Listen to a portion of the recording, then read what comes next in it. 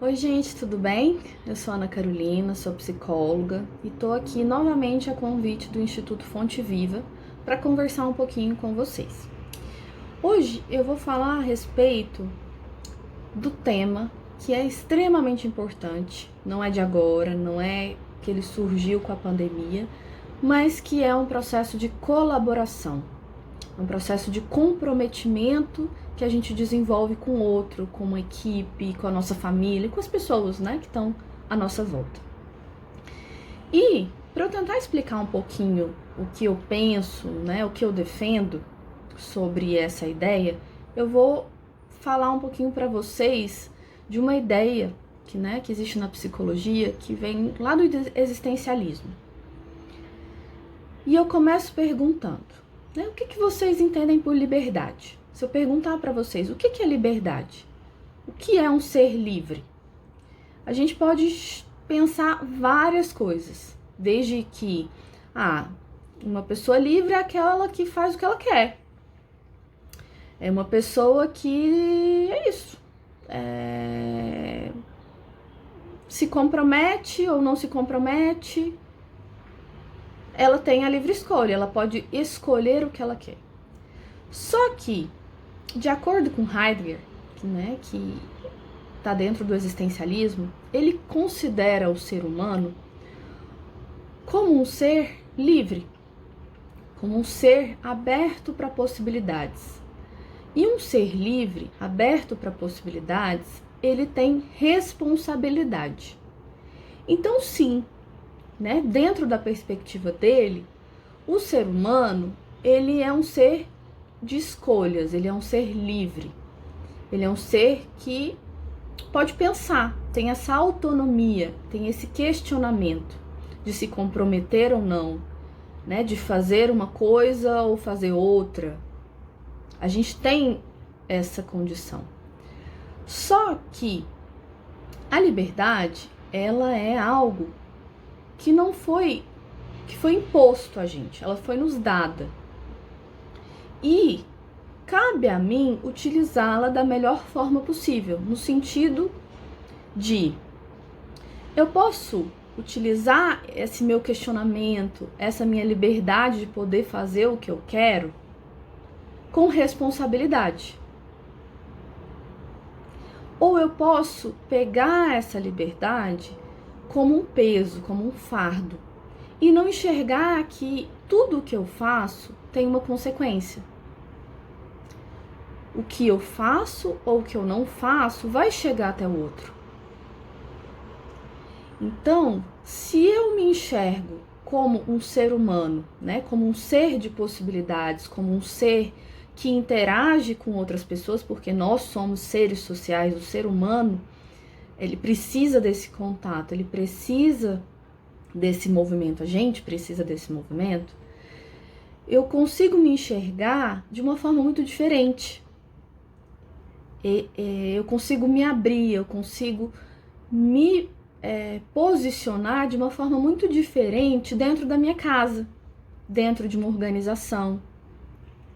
No sentido de o que eu faço vai afetar o outro, o que o outro faz me afeta. Então a gente está numa corrente, a gente está dentro de um processo que é muito maior do que simplesmente a minha vontade, do que simplesmente eu quero fazer. Vou pegar um exemplo simples, assim, eu sou independente, eu vou lá no supermercado, compro minha comida e faço. Você já pensou quantas pessoas precisaram trabalhar, tiveram uma função para que você conseguisse ir lá e comprar sua comida? A sua independência é só desse momento. Quantas pessoas tiveram que estar presente nesse processo colaborativo para que você conseguisse realizar a sua função, para que você conseguisse exercer a sua liberdade de ir e vir?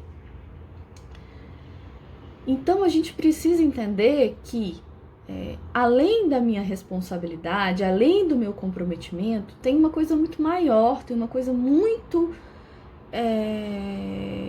mais ampla. Então, pensando dentro de um esquema organizacional, né, dentro do trabalho de vocês. Comecem a refletir.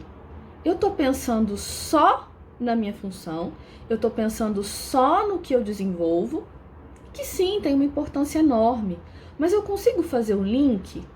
Eu consigo sair desse microsistema e ir desenvolvendo para um macro?